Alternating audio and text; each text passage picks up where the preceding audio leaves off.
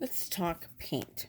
So when you dot, you're going to use an acrylic paint. And there are, of course, a zillion on the market. So, and if you ask 10 people, you're going to get 10 answers. So everybody kind of has their favorite. The thing is, you want your paint to be a good consistency. And that is really the big key. So when you have paint, I'm going to just pour some of this. First, you can see how it pours. It pours pretty nice. Um, when you have paint, you want it to have kind of a yogurt or a kind of a cake batter consistency. So see, when I stir this, I can see it will stir. And when I lift my tool, I'm not sure how well you can see that, but when I lift my tool, it kind of follows the tool and then it will settle back down. Another big key is when I pull my tool out, and don't be shy with your paint. That's probably one thing I see a lot is people are very shy with their paint. They don't get it in there. You want some paint on that tool. But when I hold it up, you can see kind of how I have this drip. And notice it's not dripping. It's just got this nice little kind of drip on there without it actually falling. So that looks kind of blurry there. But so I have this paint. It kind of hugs the tool, and that is what you want. Okay, so I'm going to show you some different kinds of paint. Well, here I'll show you this one. This one is actually a mix, but it's Deco Art Gloss Enamel. This is by far my favorite paint. So again, when I stir it, it's nice. When I dip in, it's nice. But it settles back down. It hugs the tool. When I go to touch down, and when you go to dot, you're gonna very slightly. Now I use my pinky a lot to balance. Some people, you can use your hand like this. You could use your fist like that, which is a little tall. It's probably good for rocks, but you could use your hand and kind of steady yourself. But I use my pinky. So I'm going to just barely touch down. When I touch down, I'll see the paint it's like I'm kissing the paper, not even really touching it. The paint will kind of be a little bit bigger than the tool. I pull it straight up and I have a perfect dot. I'm going to hopefully you'll be able to see that. And see how it has just like a little kind of hump there? That is a perfect dot. Now this paint is ceramic coat. It's from Michael's, or this one was actually Hobby Lobby, Delta ceramic coat. And we're just going to see how it goes. So I can see my paint. I'm going to bring this up just a little bit. When I go to squeeze out, I can see it's a little bit thicker.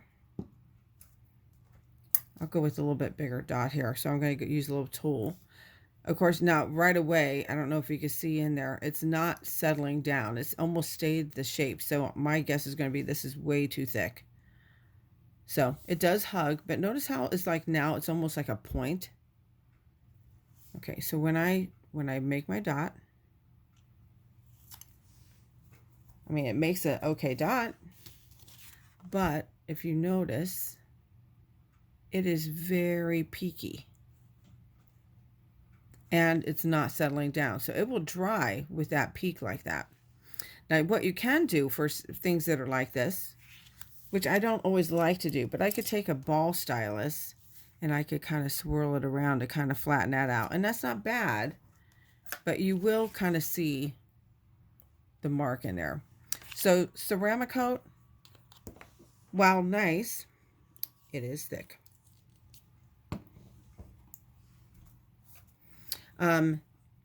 Folk art is kind of the same thing.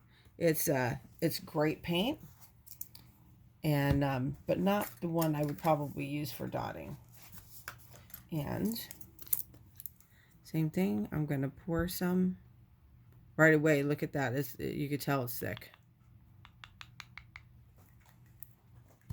It's holding its shape as well and not really settling in. Let me wipe my tool here real quick. Well, that's really, really thick. It doesn't even really hug onto my tool. Look at that. So even if I kind of, there we go, I got some, but look at, you could tell right away that is super thick. I dot, not so nice. Now there are ways to thin paint, and as long as you're not dotting on ceramics or a plate or a cup, you could actually thin it with some water. Now this is just plain old acrylic, matte acrylic, but boy, look at the difference in that dot. Big difference. Now here's Martha Stewart. I do like her paint. I love the colors, but it also is a little bit thick. I'm going to put a little bit in the lid. The lid is a little weird, so I'm going to use a small tool. This is one that you really have to kind of put in a paint pot or something. But again, see how it holds the shape? The paint isn't like settling down like cake batter. So when I go in here, I get a nice peak, which is not necessarily what we want. And it makes a nice dot, but again, I have that peak in there, and it will dry with that peak. And sometimes if it dries like that, it's actually kind of sharp. So that was Martha Stewart. This one is acrylic paint from Target, Handmade Modern. I love the colors, but it's another one that's kind of thick. So you can see right away, you can see how it's just even holding the peak when I just open it. So you know it's going to be thick. And look how pointy that is. So now when I dot on this one, again, a nice shape. It holds the shape there, but it's very pointy. So that is your Handmade Modern.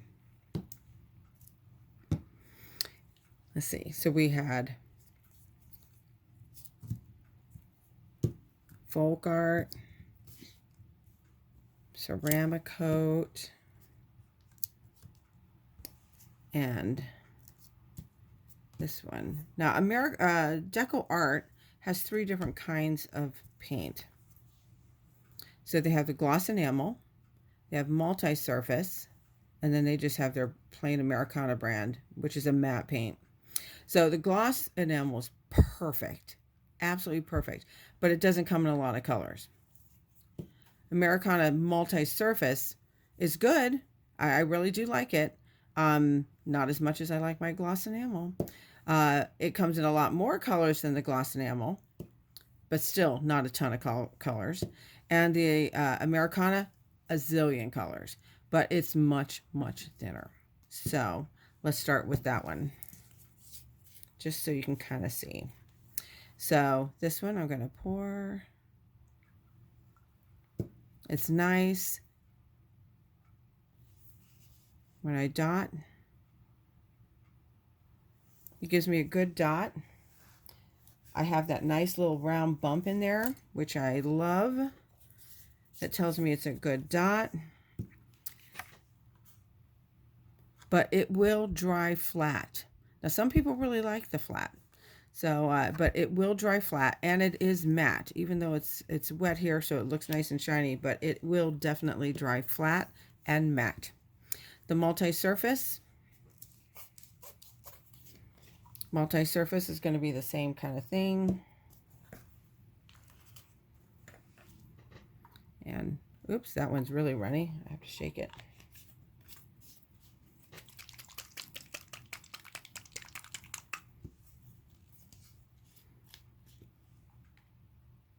And here you can see. Come on. It's nice.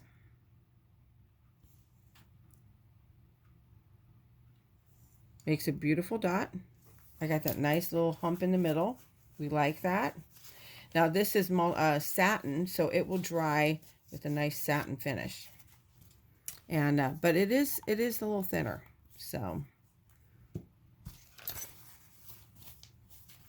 and then of course we have our lovely gloss enamel. which is by far my favorite. And have a nice dot. And I get that beautiful hump. Okay. And it will stay like that. Now, what's nice with the gloss enamel is it dries with that beautiful, nice shine to it.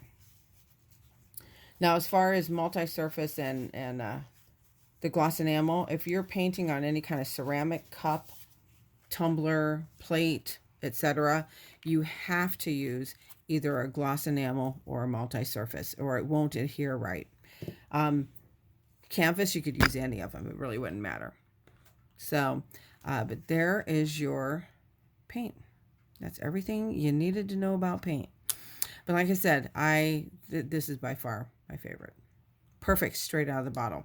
Now you can thin, you can thicken. I've had some people tell me that they've used like Elmer's glue to thicken. I've not personally tried it, but you can. And I have this, which I'll back up a little here, Liquitex pouring medium. This you can use to actually thin your paint. So some of this, like the folk art that was really thick, or the Martha Stewart, you can use like some kind of a pouring medium and to thin it. Just do a little bit at a time because you don't want to do too much. But that will thin some paint. And then same thing, that if you have paint that's too thin, you can thicken it with gloss gel. And like I said, I've had some people say they use like an Elmer's glue to thicken, and they really like that. So you could always try that. The big thing is you cannot thin or thicken gloss enamel or multi-surface. So it should be straight out of the bottle.